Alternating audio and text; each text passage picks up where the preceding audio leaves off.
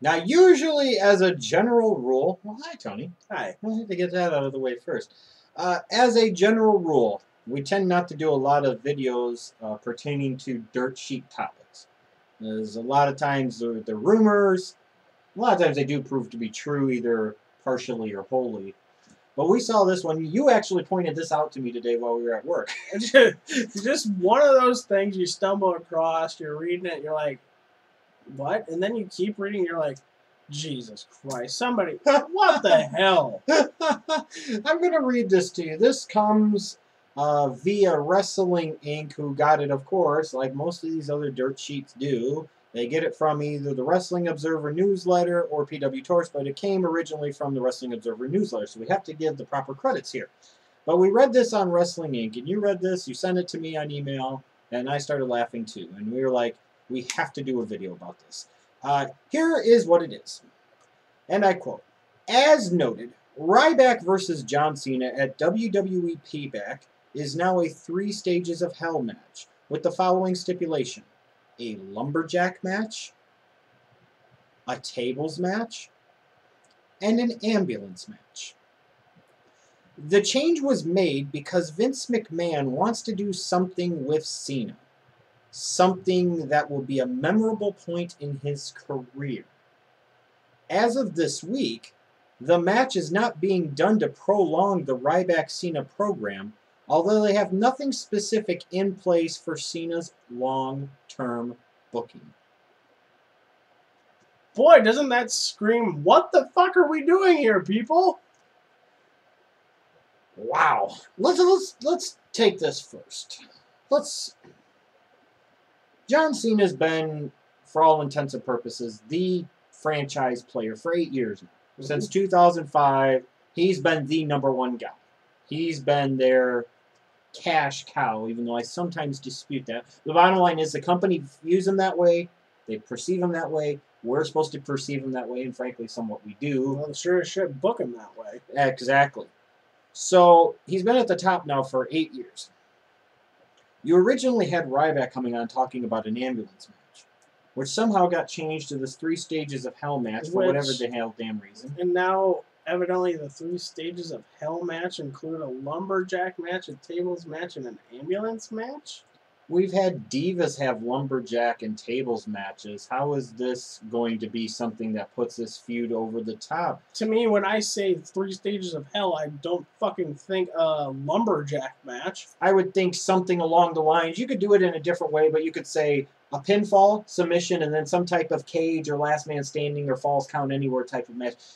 You could throw in another extreme stipulation or two. But seriously, a lumberjack match and a damn tables match and an ambulance match. That's your 3 stages of hell in today's PG world. That's sad. That's really sad. But what's even more sad is the fact that after 8 years at the top, we're still looking for memorable moments for John Cena. Well, now, correct me if I'm wrong. Didn't this guy headline the last 2 WrestleManias with The Rock? Including beating him back at WrestleMania 29 just last month?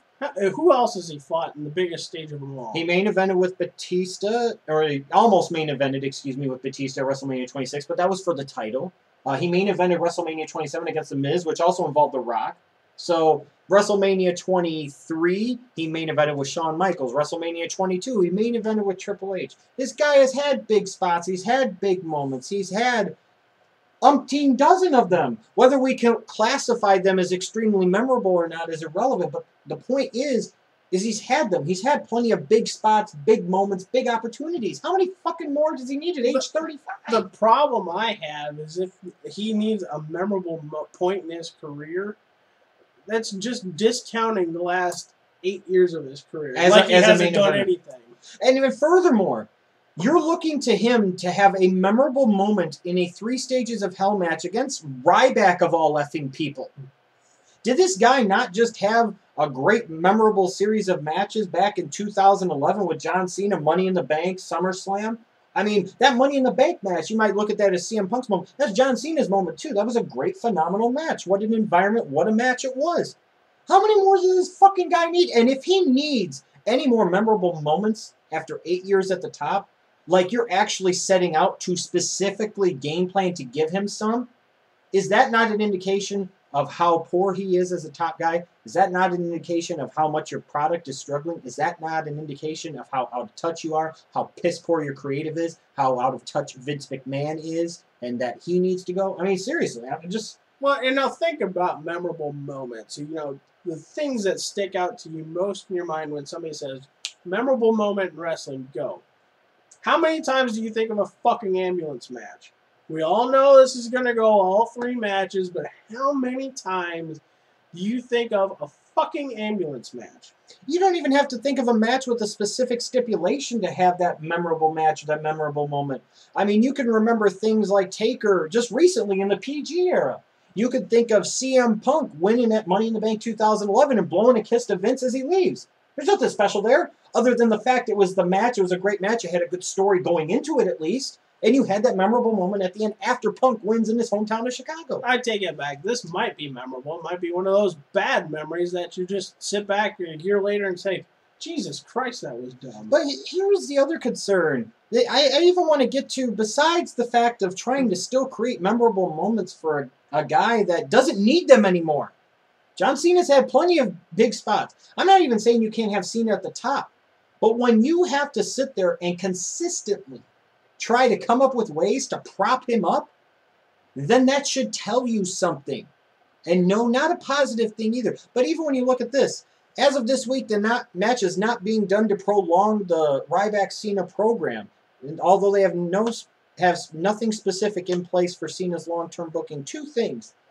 Number 1, you have Cena win the belt from Rock at WrestleMania, and you don't have anything long-term planned out, like even at least till SummerSlam from that moment on? Excuse me? Who's writing this shit? I don't know. Who's in charge here? They keep quitting. Apparently. Number 2. And this is the other... This is just the absolute mind-blowing, drizzling shits, and we were talking about this off-camera. When you go into this Payback pay-per-view, after this, if Cena keeps the belt, if Ryback keeps the belt, even if you want to say they have one more match at next month's pay-per-view, where the fuck do they go from here? That's the big question. Where do you go from here? I mean, there's a very short list of people that you could foreseeably in a program. Let's take Cena. Let's say Cena right now. Who would you say out there, and be realistic here, who would actually potentially go after Cena? I could see them rehashing the CM Punk line again after Payback. Oh, Jesus Christ. I could see them turning Orton heel like they've always wanted to the last 6 months. Oh, shoot me now. I don't know. Big Show? Mark Henry? I don't know. I don't know. And it's not a don't know from they're doing a great job of masking things, because they don't fucking know. And if they try to tell us they know, you don't know, because it's evident in your product. Look, I've tried to lay off of some of the bitching about the writing and the booking, but this is just one of these glaring examples of you can't even really envision a realistic scenario at this point. Like for me with Cena, what are you going to have your U.S. champ Dean Ambrose feud with him? Get the fuck out of here. No, we're not going to do that. Who else are you going to have? Seriously, like you said, Orton is a heel. Big Show is a heel again. We've done this shit. CM Punk again. We've done this. I hope the fuck it's not Swagger. I hope it's not Sheamus for whatever reason. I hope it's not Alberto Del Rio going heel again. I don't know. I mean, what the fuck? And then you look at, let's say Ryback. Okay, Ryback wins. Now who? The first one that comes to my mind is maybe Mark Henry, because you could turn him face, and he's somebody that's beaten Ryback before clean. No bullshit. So there's actually intrigue. But to me, that would be more effective if Ryback went on a long dominant streak and then Mark Henry came back to try and stop it.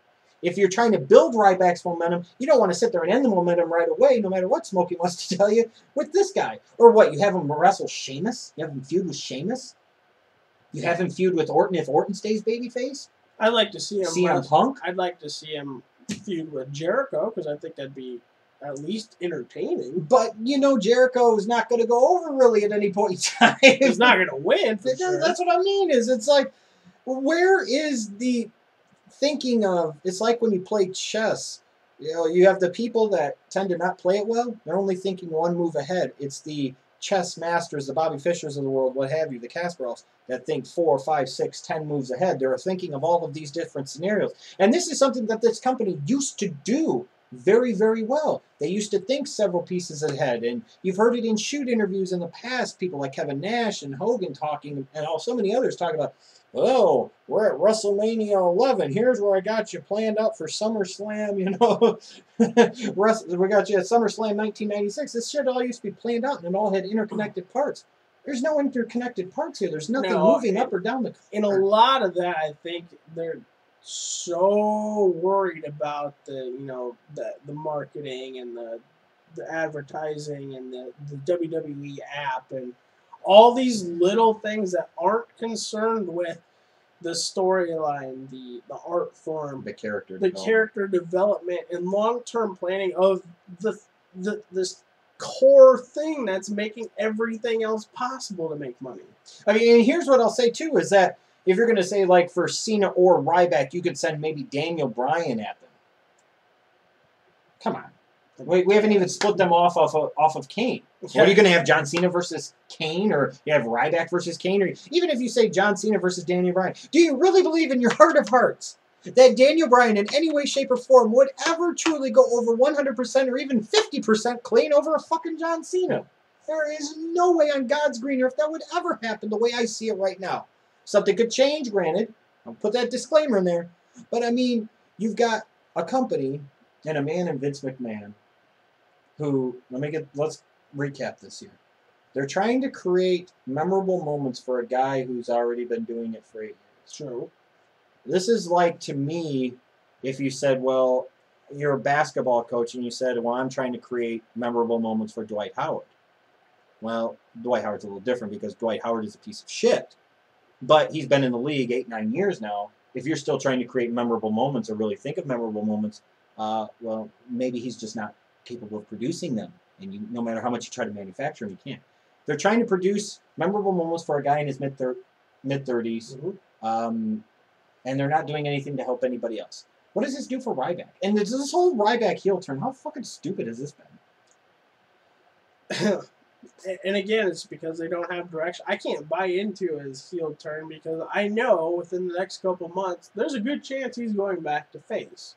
Why did he ever turn heel to begin with? You hadn't run because they didn't have anybody for Cena. Exactly, because they don't plan this crap out ahead of time. They don't say, hey, this guy's going to move up the card, this guy's going to move down the card, and you don't have that revolving, spinning wheel. Now, if I were a kid, I'd be fucking confused. I was just a big fan of Ryback. Now he's going against Cena, and I like Cena too. Now what the fuck? They didn't have that year-long build like a Mega Powers type thing. Like a Mega Powers or Hogan and Andre, where they were together, they're buddies, and then all of a sudden, Andre's heel. They tried to piece together why Ryback turned heel on Cena, but they never really did. And why did Ryback even necessarily have to turn heel? And then you're trying to get him over. He's actually starting to get away from the Goldberg chants, starting to get Feed Me More over to where some places it's really, really over. And then now you got him chanting Ryback rules. Yeah, quit that shit.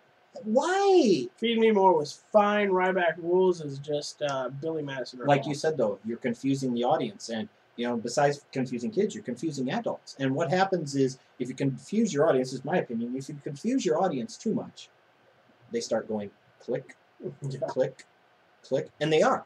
That's what the audience is clearly doing. And the reason the audience is confused is because the WWE is confused. And I'm sorry, this might not have been our greatest video of all time, but this is something we had to get off of our chest. You're going to a 3 Stages of Hell match, which is dumb. Yeah. A feud that's not, barely 2 months old. You have nothing really planned for Cena or Ryback afterwards, and I don't care if the dirt sheet said it or not. You just look at the product, you don't see a lot planned for either one. You can't. There's no way you could just tell me that Randy Orton's a viable solution for either. We turned Ryback heel for a dumb dick reason. We're still trying to create memorable moments for John Cena.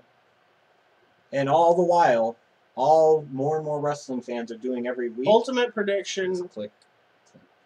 Do you think this feud between Ryback and Cena ends at Payback? I don't think it can. I think it has to at least go through Money in the Bank. You know it will, and that's my prediction as well. They're going to have to squeeze the turnip dry on this one because I don't think they have anything else ready. It's going to be another match at SummerSlam, book it. It might go that long. Yeah. Oh, God.